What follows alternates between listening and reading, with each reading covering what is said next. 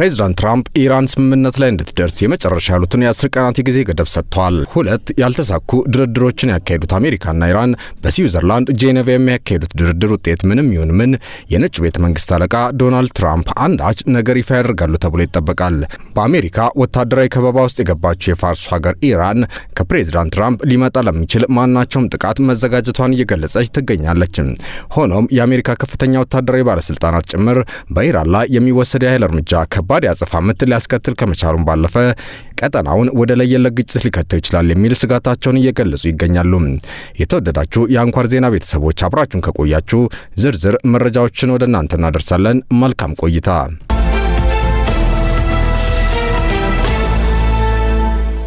የዓለማችንን ልዕለ ኃያል ሀገር የሚመሩት ፕሬዝዳንት ዶናልድ ትራምፕ በቀጣይ በኢራን ላይ ሊወስዱ ስለሚችሉት እርምጃ ዓለም በሙሉ ለመስማት ቋምጧል። ከትላንት በስቲያ በአሜሪካ ታሪክ ረጅሙን ንግግር በኮንግረስ ያደረጉት ፕሬዝዳንቱ ስለ ኢራን በግልጽ የተናገሩት ነገር አለመኖሩ ደግሞ ኢራንን ብቻ ሳይሆን ዓለምን በሙሉ ስጋት ውስጥ እንደጣለ ይነገራል።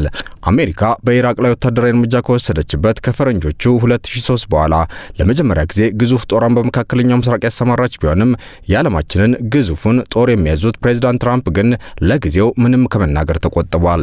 ሆኖም በሁለቱ ሀገራት መካከል እየተደረገ ያለው ድርድር ከከሸፈ ፕሬዝዳንት ትራምፕ የመጀመሪያ ዙር ወታደራዊ ጥቃት በኢራን ላይ እንዲፈጸም ትዕዛዝ ሊሰጡ እንደሚችሉ እየተነገረ ይገኛል። ምክንያቱ ደግሞ ኢራን ከዚህ ጥቃት ለመትረፍ የተሰጣት የ10 ቀናት ቀነ ገደብ እየነጎደ ስለመምጣቱ ወታደራዊ ተንታኞች ይገልጻሉ።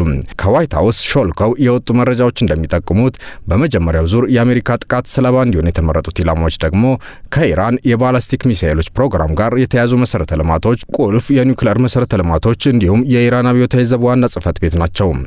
በእነዚህ ጥቃቶች ቴህራን ሸብረክ በማለት ከአሜሪካ ጋር አንዳች ስምምነት ላይ ለመድረስ ፈቃደኛ ካልሆነች ፕሬዝዳንት ትራምፕ ከበድ ያለ ወታደራዊ ጥቃት በኢራን ላይ እንዲፈጸም ያዛሉ ተብሏል። መሰሉ ጥቃት ታዲያ ወታደራዊ መሰረተ ልማቶችን ከማውደም ባለፈ የኢራኑን መንፈሳዊ መሪ አያቶላ አሊ ካሚኒን መንበር በቀጥታ እስከ መነቅነቅ የሚደርስ እንደሚሆን ተነግሯል። ከኢራን ልዑክ ጋር ድርድሮችን እያካሄዱ ያሉት የአሜሪካ ልዩ መልእክተኛ ስቲቭ ዊትኮፍና የትራምፕ አማች ጃሬድ ኩሽነር ወደ ነጩ ቤተ መንግስት ይዘው የሚመለሱት የድርድሮቹ ግምገማ ውጤት ደግሞ ቀጣዩን እርምጃ የሚወስን በመሆኑ ተጠባቂ አድርጓል።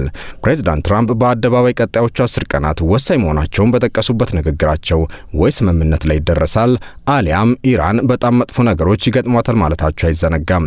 ለመሆኑ አሜሪካና ኢራን ከአንዳች አሳሪ ስምምነት ላይ ለምን መድረስ ተሳናቸው? ጉዳዩ ጥልቅ ነውና በጥልቀት እንመልከተው። ፕሬዝዳንት ትራምፕ ኢራንን በጊዜ ካልቆነጠጥናት ነገ አሜሪካን መምታት የሚችል ሚሳኤል መስራቱ አይቀርም ብለው በቅርቡ ንግግር አድርገዋል። በመሆኑም አሜሪካ ኢራን የባሊስቲክ ሚሳኤሎቿን አቅም እንድትገድብ ወይም እንድታቆም ትፈልጋለች። ሲቀጥል ቴህራን በቀጠናው ላሉ ታጣቂዎች ወይም ሚሊሻዎች የምታስታጥቀውን የጦር መሳሪያ ብሎም ድጋፍ እርግፍ አድርጋ እንድታቆም አሜሪካ ትሻለች። በሶስተኛ ደረጃ አሜሪካ ኢራን የኒውክሌር ጦር መሳሪያ ፕሮግራሟን ብቻ ሳይሆን ከኒውክሌር ጋር የተገናኘ ሁሉንም ፕሮግራሞቿን እንድትዘጋ ትፈልጋለች። በተቃራኒው ኢራን የኒውክሌር ቴክኖሎጂዋን ለሰላማዊ ዓላማ የመጠቀም መብት እንዳላት በመጥቀስ በምንም አይነት ሁኔታ የኒውክሌር ፕሮግራሟን እንደማትዘጋ ትገልጻለች። ኢራን የኒውክሌር ቴክኖሎጂዋን በዓለም አቀፉ የአቶሚክ ኢነርጂ ኤጀንሲ ቁጥጥር ስር ለሕክምና ጥናቶችና ለካንሰር ሕክምና ለመሳሰሉ ዓላማዎች የመጠቀም መብት አለኝ ባይ ናት።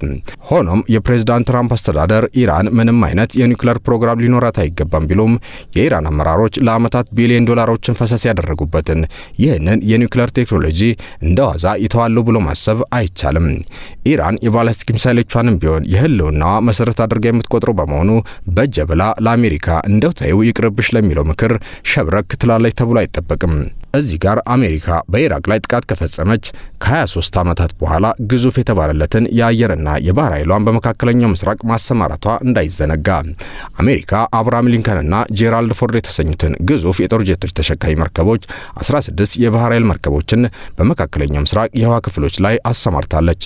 ይህንን የባህር ኃይል በንስርነት የሚጠብቁ ቤቱ የተሰኙትን ቦምብ አርገፍ የጦር ጀቶችን ጨምሮ በመቶዎች የሚቆጠሩ አየር ላይ ነዳጅ የሚሞሉና የጭነት አውሮፕላኖችን አሰማርታለች። ይህ ብቻ አይደለም። ኤፍ-35፣ ኤፍ-15 እና ኤፍ-16 የተሰኙት ዘመናዊ ጄቶች የአሜሪካ የጦር ሰፈሮች ባሉባቸው የቀጠናው ሰፈሮች መሽገዋል። ባልተለመደ መልኩ 12 ኤፍ-22 የተሰኙት ብረት ለበስ የጦር ጄቶች በእስራኤል አየር ኃይል ጣቢያ መክተማቸውም ተነግሯል። አሜሪካ በመካከለኛው ምስራቅ እስከ 40 ሺህ የሚደርሱ ወታደሮች ያሏት መሆኑን ተከትሎም ደህንነታቸውን ለማረጋገጥ ሲባል ተጨማሪ ፓትሪዮት የተሰኙትን የሚሳኤል መከላከያዎችን በቀጠናው ተክላለች።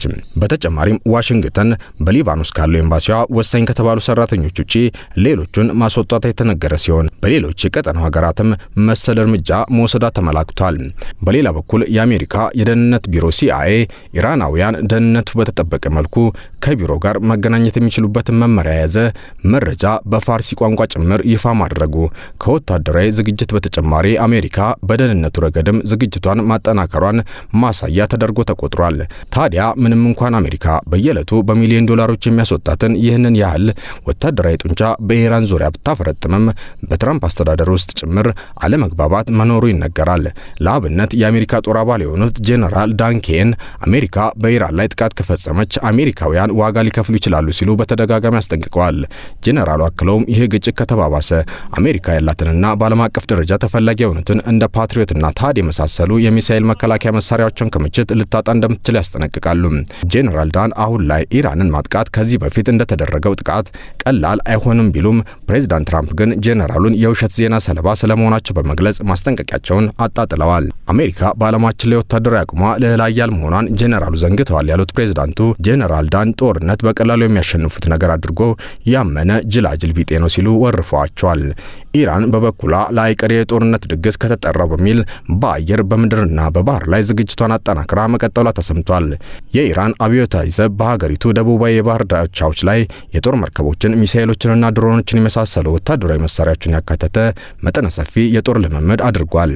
የኢራን መንፈሳዊ መሪ አያቶላ አሊ ካሃሚኒ ለዋሽንግተን በቀጥታ ባስተላለፉት ማስጠንቀቂያ ሀገራቸው የአሜሪካና የእስራኤልን ጥቅሞች ከማውደም ባለፈ የአሜሪካን ግዙፍ የጦር መርከቦች የማስመጥ አቅም እንዳላት በድፍረት ተናግረዋል። የምዕራባውያን የደህንነት ምንጮች ደግሞ ኢራን በአሜሪካ ላይ የበቀል እርምጃ ለመውሰድ በቀጠናው ያሉ ታጣቂዎችን ለመጠቀም መዘጋጀቷን እየገለጹ ይገኛሉ። እነዚህ ታጣቂዎች ብዙም ጥበቃ በሌላቸውና በአውሮፓ ብሎም በመካከለኛው ምስራቅ በሚገኙ የአሜሪካ ወታደራዊ ሰፈሮች፣ ኤምባሲዎችና የንግድ ተቋማት ላይ ጥቃት ለመፈጸም መሰናዳታቸውን እነዚህ የምዕራባውያን የደህንነት ምንጮች ገልጸዋል። ለዛሬው አበቃን። ሰናይ ጊዜ ተመኘንላችሁ።